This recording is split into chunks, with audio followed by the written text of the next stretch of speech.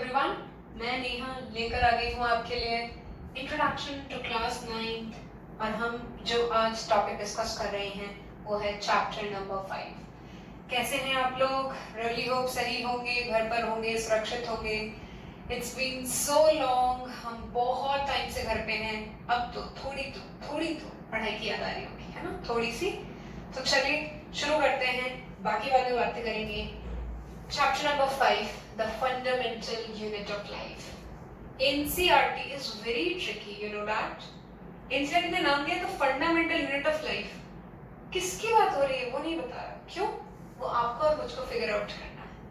चलिए figure out करते हैं। Okay, आप मुझे बताइए, for example, there's a wall, ठीक है? एक दीवार है बहुत बड़ी सी। वो कौन सी यूनिट है, वो कौन सा स्ट्रक्चर है जिसको लगा कर एक पूरी दीवार मैं खड़ी कर सकती हूँ? I can build up a whole wall.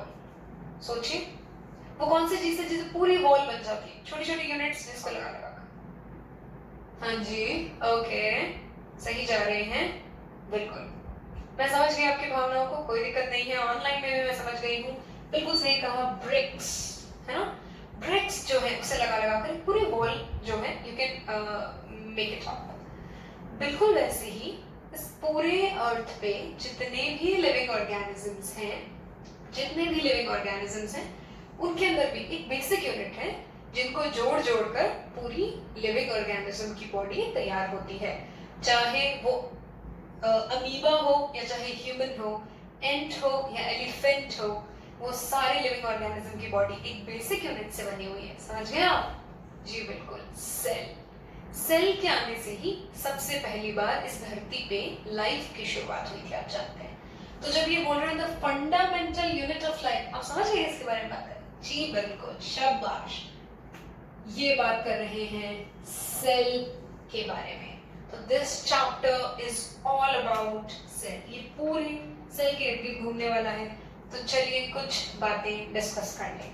Okay, तो cell, what is actually cell? अब अगर आप इसका स्ट्रक्चर देखेंगे, अच्छा सेल को सबसे पहले डिस्कवर किसने किया था? तो अगर आप देखेंगे तो सबसे पहले जो है रॉबर्ट हुक जो है, एक साइंटिस्ट है, उन्होंने सबसे पहले सेल को देखा था। ठीक है, रॉबर्ट हुक, आपके एनसीईआरटी में नाम दिया हुआ है तो आपको याद में रखना है। ठीक है, उसके बाद अगर हम बात करें एक सिंपल सेल की, तो आप जानते हैं बहुत कुछ पढ़ने वाले एकदम सिंपल से शुरुआत करते हैं। For example a simple cell, किसी भी एक सेल के अंदर there are three major constituents of a cell। 3 major चीजें होती है किसी भी सेल के अंदर। सबसे पहली उसकी बाहर वाली कवरिंग, इसे कहते हैं प्लाज्मा मेम्ब्रेन। इसे कहते हैं प्लाज्मा मेम्ब्रेन। ठीक है, सबसे इंपॉर्टेंट चीज जिसका ब्रेन है, जिसको पूरे को कंट्रोल करता है, वो होता है न्यूक्लियस। और न्यूक्लियस और प्लाज्मा मेम्ब्रेन के बीच में जो कुछ है, अभी देखेंगे क्या है, इस सब को मिलाकर बोलते हैं साइटोप्लाज्म।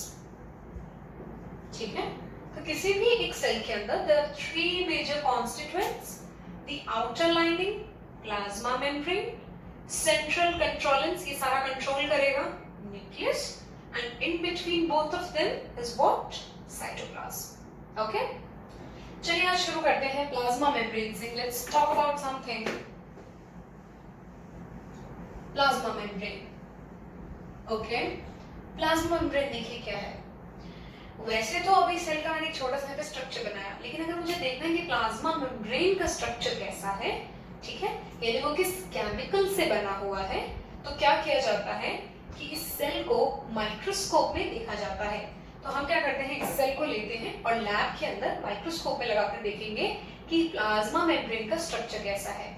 बहुत सिंपल वे में बोलूं तो अगर मुझे प्लाज्मा मेम्ब्रेन देखना है तो basically what I am doing is मैं जूम करके देख रही हूँ, बहुत ज्यादा जूम करके देख रही हूँ कि प्लाज्मा मेम्ब्रेन कैसी नजर आती है। तो जब हमने लैब के अंदर प्लाज्मा मेम्ब्रेन को देखा तो मुझे क्या पता चला? ओके, टिपिकल हो जाएगा, कुछ इसी तरह के समझाते हैं। चलिए एक काम आपको करना है, ठीक है, science is all about imagination, आप आराम से इमेजिन कर सकते हैं। ठीक है, तो अभी आपको क्या करना है, what you have to do is आप सभी को अपना अपना फेवरेट फूड इमेजिन करना। व्हाट? यस एग्जैक्टली, ठीक है, आपको क्या करना है, अपना फेवरेट फूड इमेजिन करना है। हाँ, फेवरेट फूड, ठीक है, इमेजिन करिए। अच्छा, एक ही, ठीक है, आई डोंट वांट पूरी लिस्ट, वरना मेरी भी बहुत बड़ी लिस्ट है, ठीक है, इमेजिन करिए। What you have to do is अपने आंखों को बंद करें और अपने सामने अपना फेवरेट फूड इमेजिन करें। हाँ जी, कर लिया सबने इमेजिन, बहुत बढ़िया। अच्छा, आप में से किसी के भी दिमाग में सैंडविच आया था?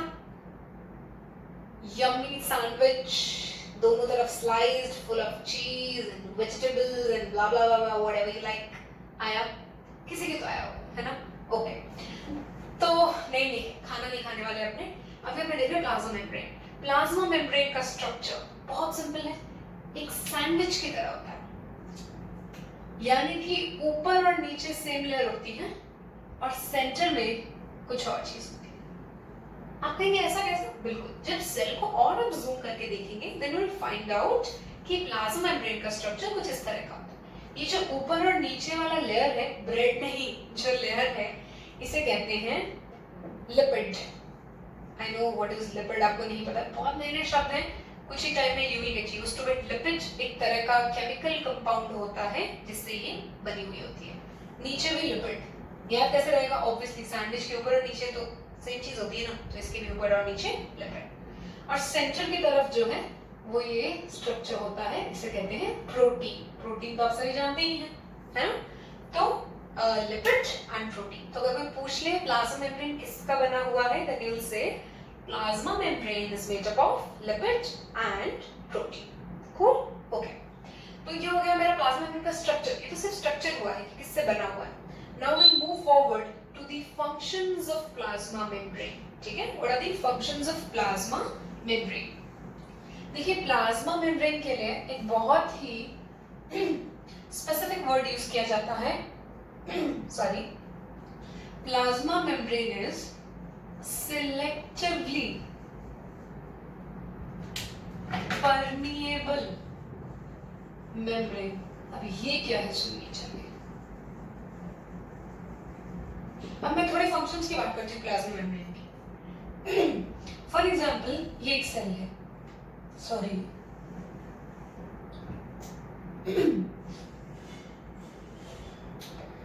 तो ये जो सेल है इसकी जो बाहर वाली लाइनिंग है ये है प्लाज्मा मेम्ब्रेन, ठीक है, ये है प्लाज्मा मेम्ब्रेन। तो प्लाज्मा मेम्ब्रेन का एक फंक्शन तो मुझे यही से बहुत क्लियर नजर आ रहा है। ऑब्वियसली सेल के अपने खुद के फंक्शंस हैं, तो सेल क्या चाहता है कि कोई भी बाहर वाली चीज अंदर वाले एनवायरनमेंट के साथ मिक्स नहीं हो जाए। तो एनसीईआरटी में एक लाइन लिखी हुई है कि plasma membrane ensures, it make sures कि एक्सटर्नल एनवायरनमेंट और इंटरनल एनवायरनमेंट आपस में मिक्स ना हो। और ये दोनों आपस में मिक्स ना हो, ये कौन इंश्योर करेगा? जी बिल्कुल, प्लाज्मा मेम्ब्रेन।